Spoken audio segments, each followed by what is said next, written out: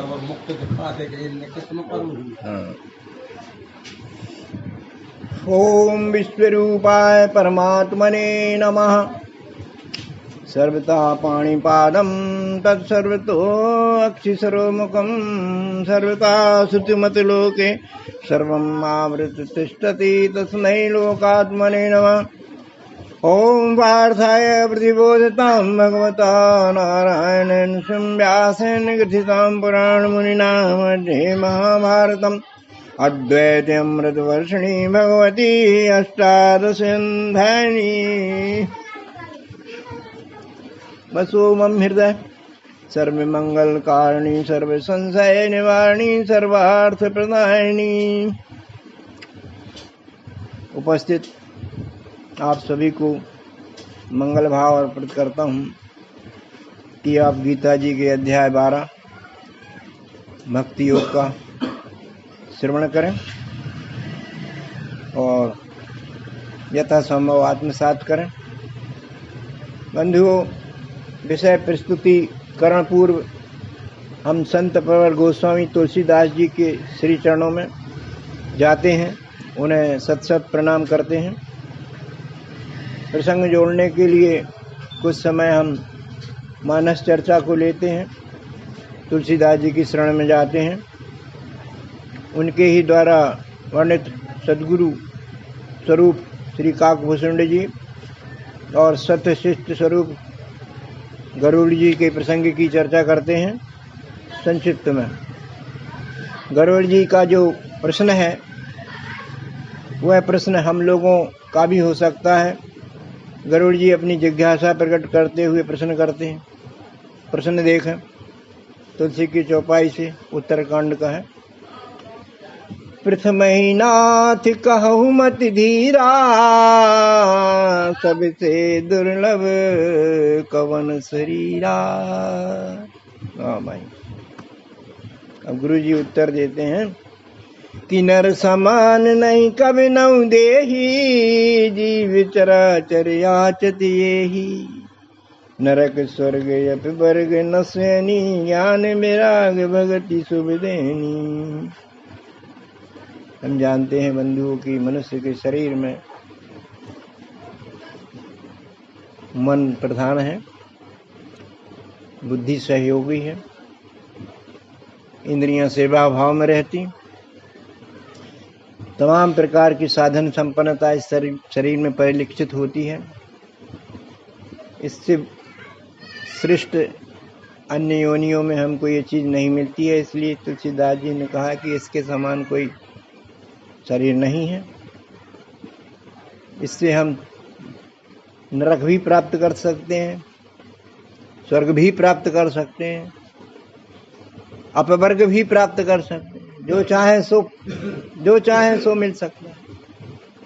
संसार भी मिल सकता है, परमात्मा भी मिल सकता है, सुख सुविधाएं भी मिल सकती हैं, सब कुछ मिल सकता है। ज्ञान विराग भक्ति ये तीनों साधन हमको इस शरीर से ही प्राप्त होते हैं। इसलिए श्रेष्ठ शरीर है, साधनों का धाम कहा गया है इसको कि साधन धाम मोक्ष कर द्वारा पाए जो नर परलोक समारा। परालोक की सिद्धि कर सकते हैं। इस लोक में बैठे बैठे परा का आनंद लेना ही परालोक की सिद्धि है, आत्म सुख की सिद्धि है, आत्मनिश्चय की सिद्धि है। इसका उपाय पुरुषार्थ से हम कर सकते हैं, सद्गुरु शरणागति से कर सकते हैं, तत्व ज्ञान रूपी अध्यात्म को जीवन में उतार सकते हैं। पराग की सिद्धि करने के लिए सब कुछ कर सकते हैं। मित्रों, हमें अपने इस मानव शरीर पर गर्व होना चाहिए, क्योंकि जन्मांतर में किए गए कठिन परिश्रमों का इस परिणाम समझना चाहिए। इसको शुद्ध और स्वस्थ सुरक्षित रखना चाहिए। परम को जानने के लिए इस शरीर को परम अवस्था में रखना चाहिए, अर्थात इसका कोई दुरुपयोग नहीं करना चाहिए, उपयोग करना चाहिए। इस मानव तन के साथ एक बड़े आश्चर्य की बात जुड़ी कि हमारे जीव रूपी साधक का यह साधन है। साधन नाम इसलिए का है साध्य रूपी परमात्मा को पाने का साधन है। और यही देह जिसमें साधन रूप इंद्रियां मन बुद्धि जो हैं वे ही जीव का उद्धार करा दें या शरीर में ही ठहरा दें। जीव के सामने यही दो रास्ते दिखते, निर्णय करे या अनिर्णय के भ्रम में पड़ा रहे। जीव इंद्रियगत भोजनों का ही आनंद लेते रहता है, उसको समझ में नहीं आता क्या करूं, और बार बार पुनरपि जन्म पुनरपि मरणम पुनरपि जठरे जननी सैनम की कवायद में पड़ा रहता है, घन चक्कर बना रहता है। गीता ने 15:9 में कहा, इस बात का प्रमाण दिया है कि ये जीव किस तरह से इंद्रिय भोग लेता है, उसकी विधि बताई गई। 15:9 श्रोत्रम चक्षुस्पर्शनम चाक रसनम घ्राणम ये विचा अधिष्ठाय मन चयम विषयान सेविते। कानों से, नेत्रों से, स्पर्श चमड़ा इंद्री से, रसनम जिह्वा इंद्री से, घ्राणम नासिका के द्वारा, इन सब को आधार मान करके मन के द्वारा ये जीव इनसे विषयों का सेवन करता, आनंदित होता है, सुखी दुखी भी होता है।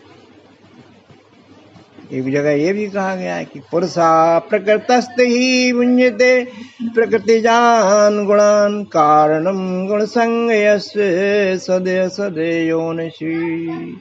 अच्छी भली बुरी योनियों में भी जन्म कर्म आरूढ़ी के कारण होता है। मैंने बताया है कि प्रकृति के 3 गुणों से 3 प्रकार के भोजन लेता है ये जीव, उसी हिसाब से इसके कर्म फल बनते हैं, उसी हिसाब से इसको योनियां प्राप्त होती हैं। ये गीता का मंत्र है, अपन को ये शिक्षा देता है। तो बंधुओं, इस लोग ये संदेश देते हैं कि जीव स्वयं ही इसका जिम्मेदार है। इसलिए भगवान श्री कृष्ण अर्जुन के माध्यम से अपनी कृपा वर्षण स्वरूप समझाइश देते हैं। अध्याय 6 गीता के आत्म संयम योग के 5वें श्लोक से, 5वें श्लोक से देखेंगे अपन। उसमें कहा गया है, उद्धारेत आत्मानम आत्मना न आत्मानम अवसादेत। आत्मा ये ही आत्मना बंधु, आत्मा ये रिपु आत्मना। खुद के खुद शत्रु, खुद के खुद मित्र हो तो खुद का खुद भला कर लो। अपना भला अपन से बढ़कर के कोई नहीं कर सकता, खुद ही जिम्मेदार है। इतनी बढ़िया सामान लेकर के ये शरीर चल रहे हैं, इस सामान से भला ही भला करना चाहिए, बुरा करने में तो ये शरीर भी नहीं रहेगा। तो बंधुओं, अपने को जिम्मेदारी इसमें दी गई है भगवान ने कि मैं कुछ नहीं करता, तुम्हें ही करना पड़ेगा सब काम। तो बंधुओं, विश्व का सारा अध्यात्म, सारे सदग्रंथ, परमात्मा के अवतार, जंगम तीर्थ रूप साधु संत, सभी का एकमुश्त उद्देश्य है मनुष्य तन जीव का उद्धार करना। सारे अध्यात्म दौड़ लगाते हैं, देखिए मुक्ति किसमें है।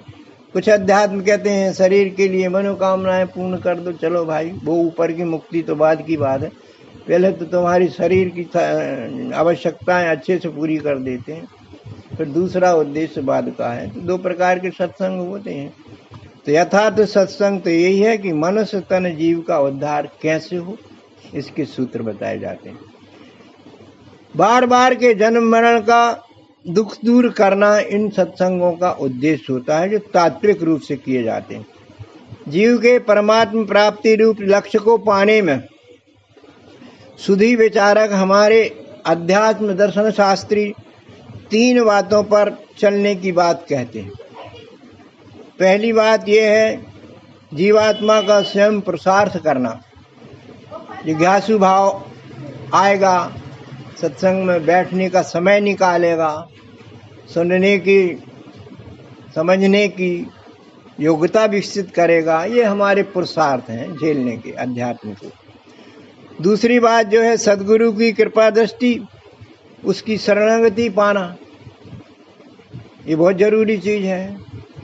सदगुरु रूप चाहे तुम्हारा सदग्रंथ हो, सत साहित्य हो, सदगुरु रूप से व्यक्ति हो सकता है, परमात्मा के रचनाएं हो सकती हैं, विभूतियां हो सकती हैं। इनकी शरणागति से ही हम सत्संग की बात सुन सकते हैं। आज हम यहाँ सत्संग की शरणागति लिए हुए हैं तो व्यासपीठ से कुछ बात अच्छी निकल रही है, तो ये शरणागति का ही परिणाम है। तीसरी बात, आध्यात्मिक कहते हैं कि विश्व स्वरूप परमात्मा की स्वयं दया दृष्टि प्राप्त करना। मम अनुशासन माने जोई, सोई सेवक प्रीतम मम सोई। उसका अनुशासन क्या है? मोहि कपट छल छिद्र न भावा, ये उसका अनुशासन है। जो इन चीजों से युक्त होकर के आएगा वो मेरी सेवा, मैं उसको सेवक नहीं बना पाऊंगा।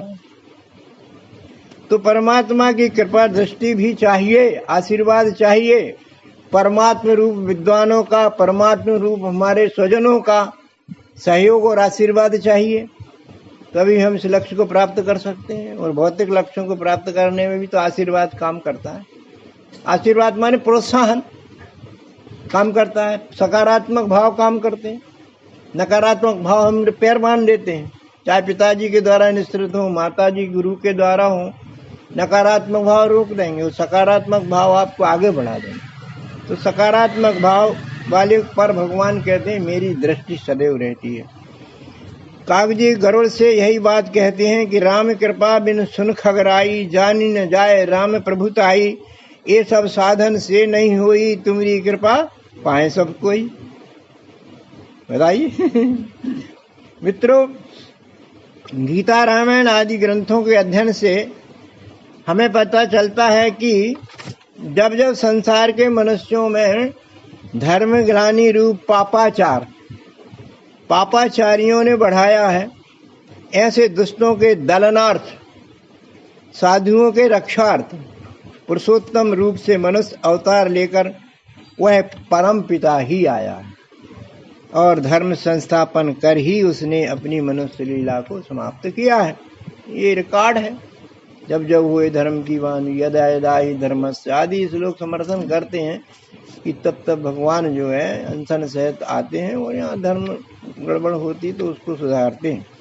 इसी क्रम में भगवान श्री कृष्ण नाम से परमात्मा ने अवतार कार्य भी पूर्ण किया है। इनकी लीलाओं के लेखन में आचार्य महामुनि वेद व्यास जी ने अनेक ग्रंथ लिख दिए, उपदेशों की शैली में लिखे। विश्व प्रसिद्ध अनुपम ग्रंथ गीतोपनिषद आज भी सबके अध्ययन का विषय बना हुआ है। इस ग्रंथ का गीतामृत सर्वमंगल कारणी, सर्व संशय निवारणी और सर्वार्थ प्रदायनी होकर के विश्व में लोक कल्याण कर रहा है। सर्वत्र पूजनीय है, वंदनीय है, आचरणीय है। विदेश के लोग भी इसको मान्यता स्वीकार करते देते हैं। तो परमात्मा श्री कृष्ण ने गीतामृत का एक अमृत बिंदु अध्याय 12 भक्ति योग के रूप में अपनी प्राप्ति के लिए सुगम से भी सुगम तरीके से प्रस्तुत किया है। सरल तरीके हैं। विविध प्रकार के लोग हैं, सतरज तमी है, सबके लिए भगवान ने बताया कि आपको कौन सा साधन अपनाना है जिससे आप जीवन रहते हुए अखंड सुख शांति प्राप्त करें, जीवन यापन करें। इसके लिए 3-4 प्रकार से उन्होंने मार्गदर्शन किया है अपना।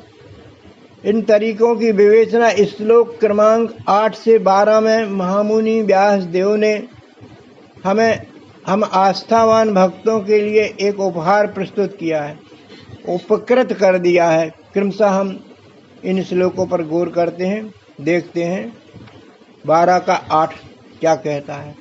8 से 12 में है ये चीज। कहता है कि मयि एव मना आदिष्ट मयि बुद्धि निवेश है, निवशिष्यसि मयि एव अतः ऊर्ध्वम न संशय। भगवान यहाँ कहते हैं कि तेरे पास जो चीज है बेहतरीन मन, जो चिंतना शक्ति अपार है तेरे अंदर, उस अपार शक्ति को मुझ में लगा दे, मुझे दे दे। और बुद्धि नाम की एक निर्णयात्मक शक्ति है, वो भी मैं चाहता हूँ। ये दोनों मेरे समर्पित कर दे तो निश्चित रूप से तेरी ऊर्ध्व स्थिति हो जाएगी, गारंटी देते हैं भगवान। बस सरल उपाय यही है कि तेरे मन और बुद्धि मुझे दे दे, बाकी तू अपने पास रख ले। पूरा नहीं मांगता हूँ, सिर्फ 2 चीजें मांगते हैं भगवान इसमें। मित्रों, सदगुरु श्री कृष्ण अर्जुन से कहते हैं, हे प्रथा पुत्र, तेरे मन को विश्व परमात्मा के स्वरूप में रख देना और जीव बुद्धि को सर्वत्र तत्व दर्शन मनन में स्थिर कर देना, और तो तेरे व्यष्टि भाव का समष्टि भाव में विलय हो जाएगा और तेरा निश्चय होने से तू विश्वरूप हो जाएगा। जगत रूप की तेरी सारी खटपटें बंद हो जाएंगी। इन 2 चीजों को भर दे दे मुझे। बंधुओं, मन बुद्धि परमात्मा की अपरा अर्थात क्षर प्रकृति है और जीव परा अर्थात अक्षर प्रकृति है। मुसीबत ये है कि जीव अपने निज परा अंश को भूल गया है, उसे शरीर से मोह हो गया है। जहाँ मन बुद्धि लगे हों, जीव भी वहीं लग जाता है। वह जगत रूप की दैताचरणी जन्य पाप कार्यों में लगा रहता है। व्यष्टि सुख भोगारामी बना हुआ है और अपने असली घर को भूल गया है। ये बड़ी विडंबना में पड़ा है जीव। इसलिए प्रभु चाहते हैं कि ये दोनों मन और बुद्धि तो मुझे दे दे, मेरे में लगा दे, मैं तुझे अपने असली घर पहुंचा दूंगा, तुझे निश्चिंत कर दूंगा। मन बुद्धि से यहाँ बैठ जाए, सत्संग की बात निश्चित रूप से ग्रहण होगी और आचरण में भी आ जाएंगी। ये अपना सबका अनुभव है इतने दिन सत्संग में बैठते हुए। कठोपनिषद में एक बढ़िया रूपक दिया गया है। शरीर को रथ कहा गया है और जीव को रथी बैठने वाला, और इंद्रियों को घोड़े और मन को लगाम कहा गया है और बुद्धि को इस रथ का सारथी कहा गया है। कितना बढ़िया बन गया ना रथ। रथी का श्रृंगार, चलने को तैयार। शर्त है इसमें, यदि बुद्धि रूपी सारथी जीवात्मा रूपी रथी का भक्त है, अच्छा प्रशिक्षित है, उसे लगाम चलाने की युक्ति ज्ञात है, तो इंद्रिय रूपी घोड़ों की सहायता से जीव परमात्मा मंजिल अर्थात अपना निज मूल स्थान पर पहुंच जाएगा। यहाँ पर मन का इंद्रियों का फिर लिया है सहारा। जीव को कुछ नहीं, बैठना भर है, लेकिन छटपट करेंगे यही सारथी घोड़े, और कर्मेंद्रियां ज्ञानेंद्रियां काम करेंगी। भावार्थ भगवान कहते हैं कि हे अर्जुन, तेरे मनमाने विचार, मन माने निर्णय, मन माने इंद्रिय व्यापार सभी मुझ व्यक्त अव्यक्त परमेश्वर रूपी जड़ चेतन जीव की निष्काम सेवा में लगा दे। समर्पण तो यही है। निश्चय ही परम शांति रूप, परम आनंद रूप अनुभूति का अनुभव अपने जीवन में तू कर सकने में समर्थ हो जाएगा, इसमें कोई संशय नहीं। हमारे श्रोतागण भी गीता ज्ञान के इस संदेश को अपना कर देखें। आनंद की ठंडी हवा जीवन में शुरू हो जाएगी। प्रैक्टिकल तो करके देखें, अपने आप पता चल जाएगा।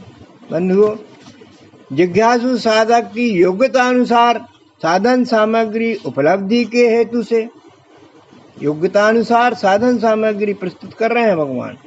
सदगुरु श्री कृष्ण जी दूसरा साधन बतलाते हैं, 12 का 9 में बतलाते हैं। देखते हैं अपन 12:9 कहते हैं, अथ चित्तम समाधातु न शक्नोषि मयि स्थिरम अभ्यास योगेन ततो माम इच्छाप्तुम धनंजय।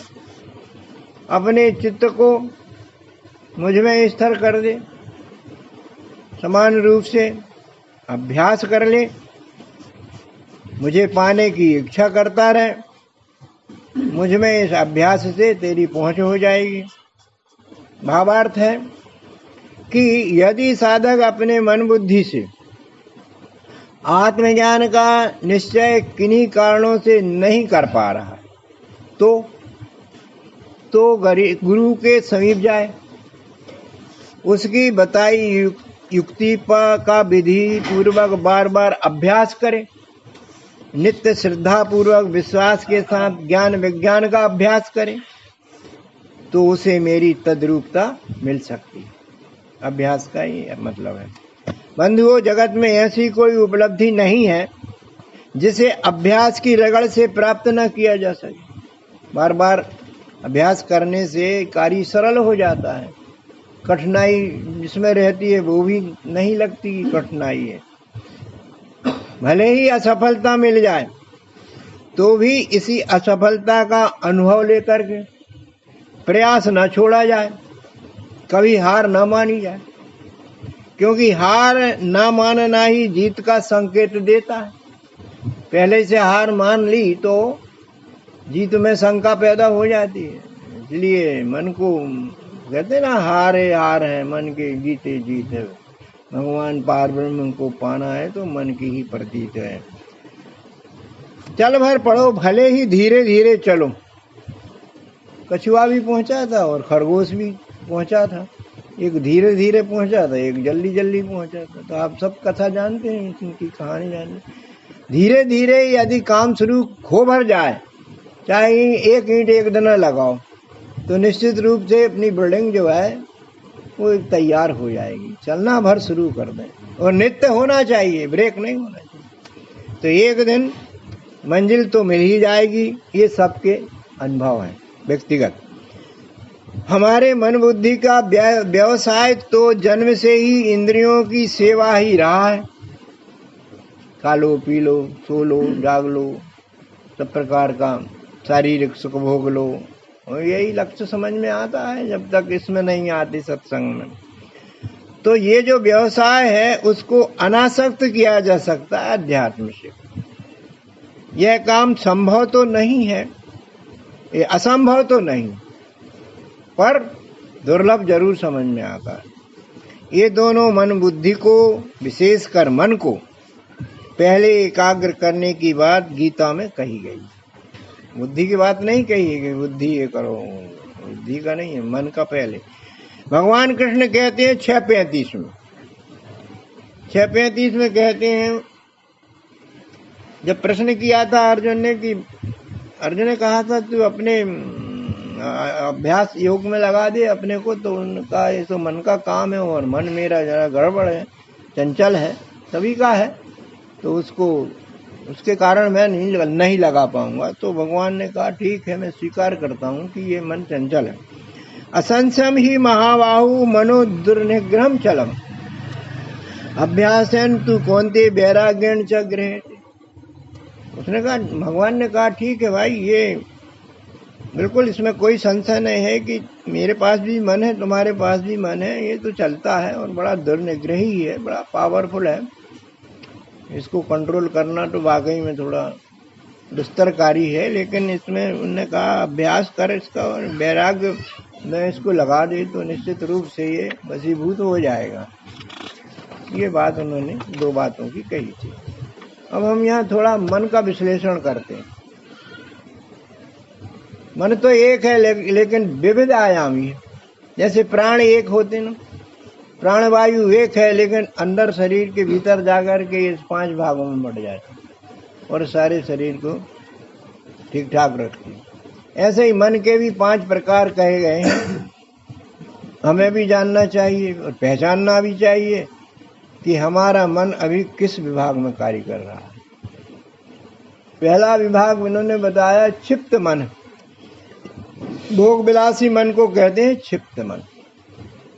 इंद्रिय सुख लेने वाले मन को क्षिप्त मन, भौतिक आनंद लेने वाले में ही व्यस्त रहता है ऐसा मन, उसको क्षिप्त मन कहते हैं। विक्षिप्त मन चंचल मन को कहते हैं, चपल मन को कहते हैं, अस्थिर मन को कहते हैं। कभी ये काम करवा देगा तो कभी कहेगा नहीं इसको बंद करो, ये काम करो, यथार्थ काम पर नहीं पहुंच पाता है, ऐसा चंचल मन भी होता है। तीसरा होता है मूढ़ मन। ये मूढ़ मन काम तो करता है लेकिन भ्रमित हुए काम करता है, भटकता है ये। और ये मन जो है वो कल्पित रूढ़ियों को मानता है, उनको तोड़ना नहीं चाहता है, बुद्धि का विवेक का उपयोग नहीं करता है और उनको मानने लगता है। उन्हें क्यों मानते हो ऐसा? अरे भाई मानते हैं, बस मानेंगे, बस कहा है आप तो ये करिए। ये कौन से मूढ़ मन की बातें होती। चौथा है एकाग्र मन। स्थिर मन है, दृढ़ मन है, निश्चयी मन है, जो अध्यात्म सत्संग की ओर प्रयाण करता है। चंचल मूढ़ मन, विक्षिप्त मन, क्षिप्त मन इस तरफ आता ही नहीं, और आ भी गया तो टिकता नहीं, और टिक भी गया तो कुछ ले नहीं पाता, अधूरा डेंजरफुल ज्ञान प्राप्त करके बाहर निकल जाता है। परंतु एकाग्र मन की विशेषता है, एकाग्र इंद्रियों को करता है, श्रवण इंद्रियों को पहले करता है, हाथ पैर रूपी कर्म इंद्रियों को सावधान रूप से बिठाता है, उचित विचार बैठे, निज आसन और बोले वचन पाए अनुशासन। कितनी अच्छी चौपाई है ये एकाग्र मन का काम होता है। ये सोचता है पहले कि मेरा यथार्थ क्या है, ईसाई क्या है, ये अच्छा मन होता है। पांचवा होता है निरुद्ध मन। इसकी तो बात ही क्या है। एकाग्र मन निरुद्ध मन बनता है नित्य सत्संग में जाने से, सदगुरु शरणागति लेने से, श्रद्धा विश्वास लेने से, सरल बन जाने से ये निरुद्ध मन काम करने लगता है। ये शांति प्रदान करता है, अविचलित होता है और ब्रह्म ज्ञान पाने के लिए योग्य होता है, योग्य प्रत्याशी, परीक्षा में पास हो जाता है। तो बंधुओं, ये तीन मन जो हैं ये संसारी मन कहे गए हैं। इनसे आतंक, व्यभिचार, भ्रष्टाचार वगैरह वगैरह समाज विरोधी आतंकी कार्रवाई होती हैं, वो तीन मन की बात। एकाग्र मन और निरुद्ध मन ये ठीक रहते हैं। निरुद्ध मन परमात्मा लब्धि कराने में समर्थ है। मित्रों, एकाग्र और निरुद्ध मन दोनों ही आत्मनिश्चय पाने में, सद्गुरु ज्ञान पाने में दक्षता पा लेते हैं। वैसे तो सभी प्रकार के मनों को संयमित किया जा सकता है। इनसे उत्तम, मध्यम और निम्न प्रकार के रिजल्ट उपलब्धियों के रूप में हमें मिलते हैं। सभी तो मोक्ष प्राप्ति की तो तरफ आते नहीं, तो संसार का गाड़ा तो चलाना पड़ेगा। तो कुछ सात्विक लक्ष्य भी प्राप्त करना पड़ते हैं, कुछ मध्यम श्रेणी के भी लक्ष्य प्राप्त करना पड़ते हैं, कुछ निम्न श्रेणी के लक्ष्य भी प्राप्त करना पड़ते हैं। सभी प्रकार के लक्ष्य प्राप्त करना पड़ते हैं इस जीवन में, और इनसे जीवन चलता भी है।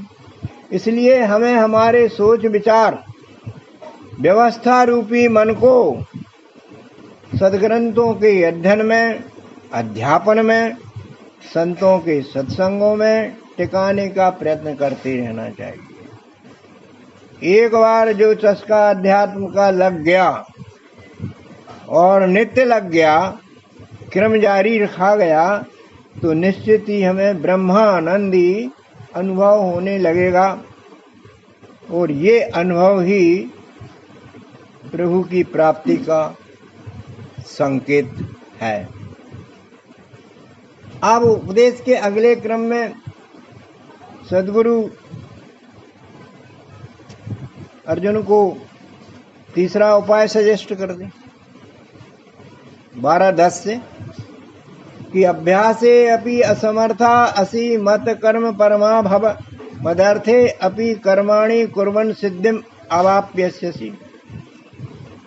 चलो भाई, तू मन बुद्धि नहीं दे सकता है, ठीक है, अभ्यास करने में भी तू अपनी रुचि नहीं दिखा रहा है नित्य का, तो एक काम कर। क्या काम कर? सर्व कर्माणि कुर्वन् माम अपि, सारे कर्मों को समर्पित कर दे भाई। घर में रहे चाहे बाहर में रहे, सिद्ध बन जाएगा, परम सिद्धि भी प्राप्त कर लेगा। ज्यादा श्रम का काम नहीं है कर्म अर्पण करना, तो कर्म अर्पण समझना पड़ेगा।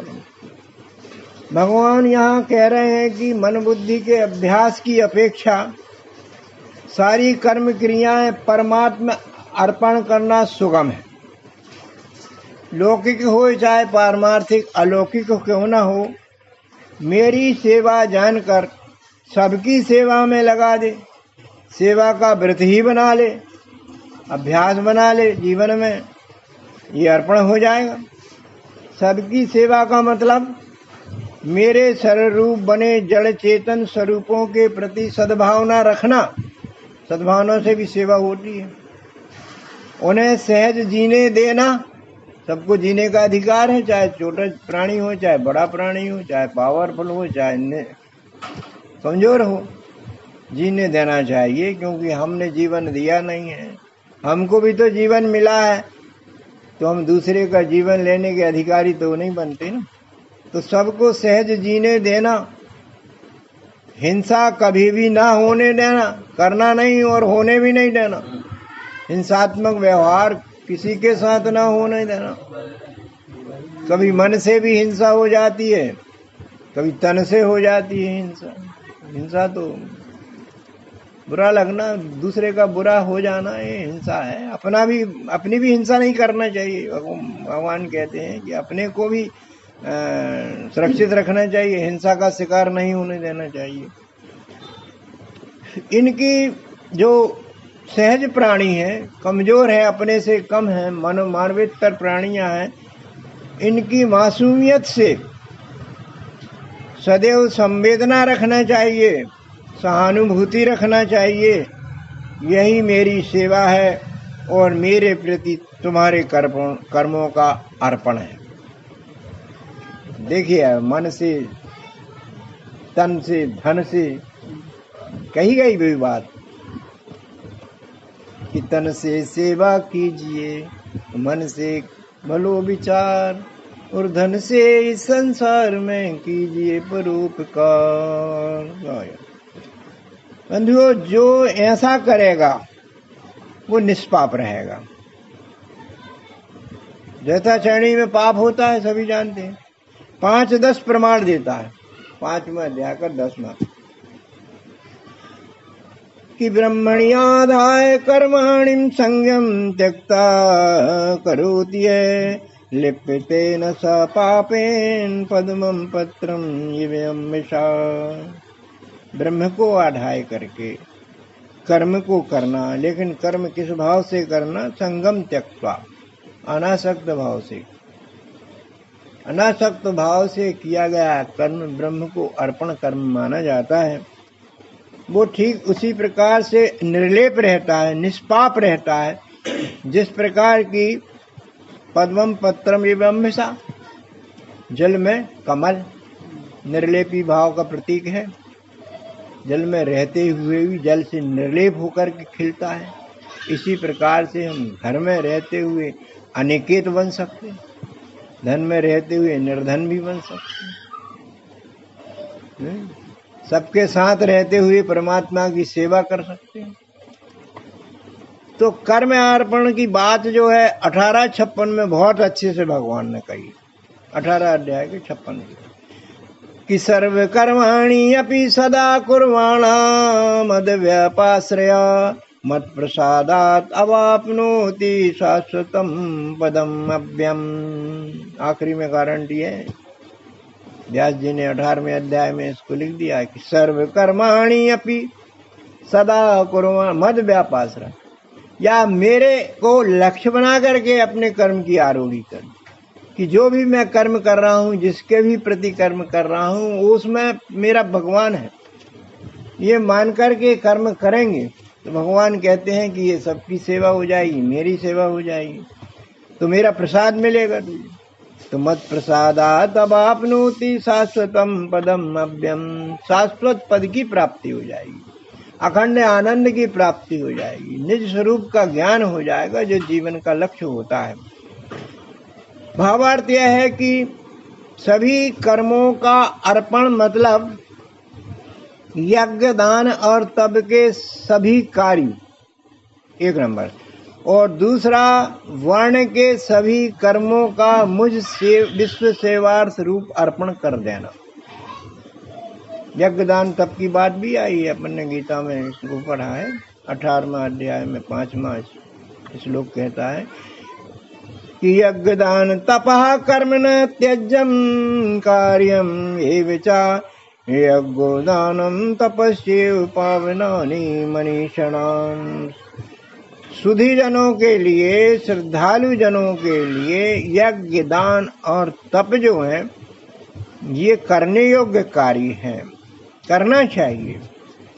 ये पवित्र करते हैं, श्रद्धालुओं को पवित्र आचरण देते हैं, समाज का भला होता है इनसे। ये 3 प्रकार के कर्म सत्व रज तम रूप से ये किए जाते हैं। तो सत्व जो कर्म है वो ज़्यादा विश्व हितार्थ जाते हैं, मध्यम श्रेणी के और अधम श्रेणी के भी स्वानुसार यज्ञ, दान, तप किए जाते हैं। उनको समझ के अपन को करना चाहिए। बंधुओं, इन्हें निष्काम भाव से, ब्रह्मांड पर भाव से करना चाहिए। यही बुद्धिमानी का कार्य है। 10:6 में भगवान ने कह दिया कि एतानि अपि तु कर्माणि संगम त्यक्त्वा फलानि च कर्तव्यानि इति में पार्थ निश्चितम मतम। मेरा निश्चित मत बताता हूँ, सुन ले ध्यान से अर्जुन। क्या है वो? कि जो भी कार्य तू करे आसक्ति छोड़ करके कर दे, फल की और कर्तव्य भाव से कर दे। बस 2 भाव लेकर के कर, निश्चित रूप से जो है तेरी प्रगति होगी, आत्मोन्नति हो जाएगी कर्म करने से। बंधुओं, स्वयंभू वर्ण से किए गए कार्य भी ईश्वर अर्पण कार्यों में गिने जाते, परंतु किए जाएं परमार्थी भाव से, निष्कामी भाव से। 18:45 सपोर्ट करता है कि स्वे स्वे कर्मणि अभिरता संसिद्धिम लभते न। अपना अपना काम मन लगा कर करो तो उपलब्धि होती है। भौतिक उपलब्धि हो चाहे पारमार्थिक उपलब्धि हो, चाहे साक्षात्कार की स्थिति क्यों न हो, अपना अपना काम करने से भगवान ने यहाँ कर्मयोग बताया है कि सिद्धि मिल जाती।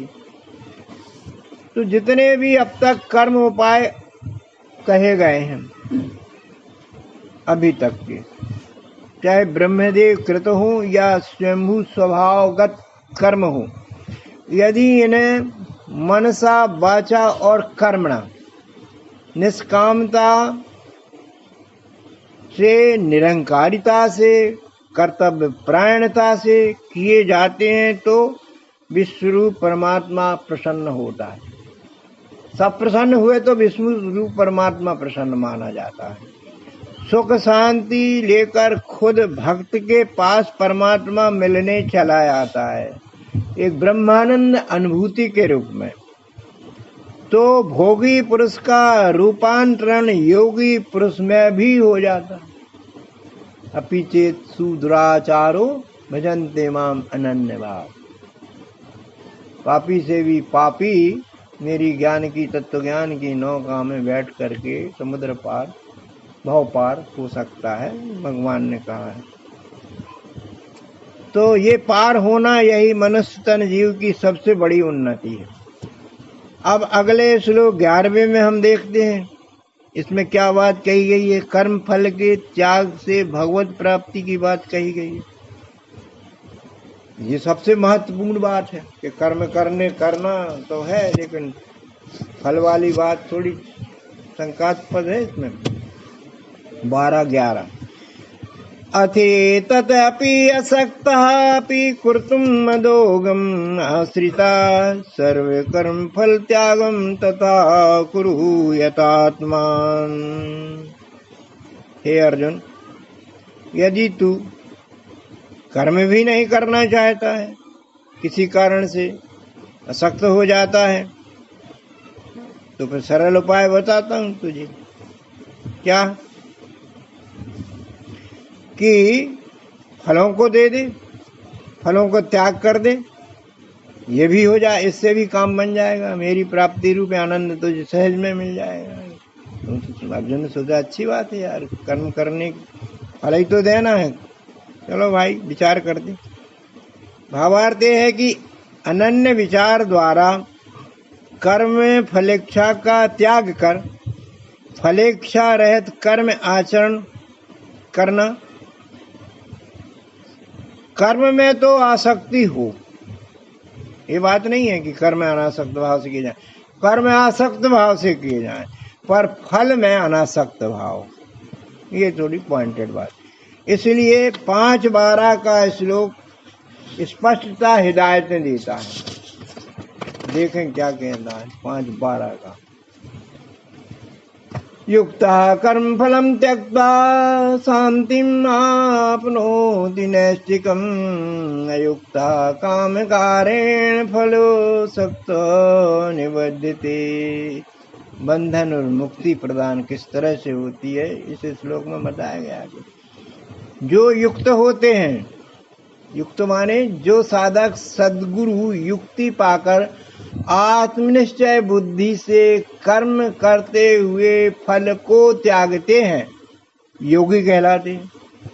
तो ऐसे योगी अखंड शांति स्वयं ही प्राप्त कर लेते हैं। और अयुक्ता माने भोगी काम कारेण फले सक्ता निबध्यते। कामनाओं की पूर्ति के लिए, शरीर सुख पूर्ति के लिए, संसार प्राप्ति के लिए, मनोकामनाओं की पूर्ति के लिए काम करते हैं, वो फल में बन जाते हैं। बंधन कहलाता है। विवेक से काम नहीं किया बंधन है। आज भी कोई भी काम, यहाँ पर एक बंदर फंसाने का प्रसंग लिया जा सकता है। बंदर पकड़ने वाले जंगल में जाते थे।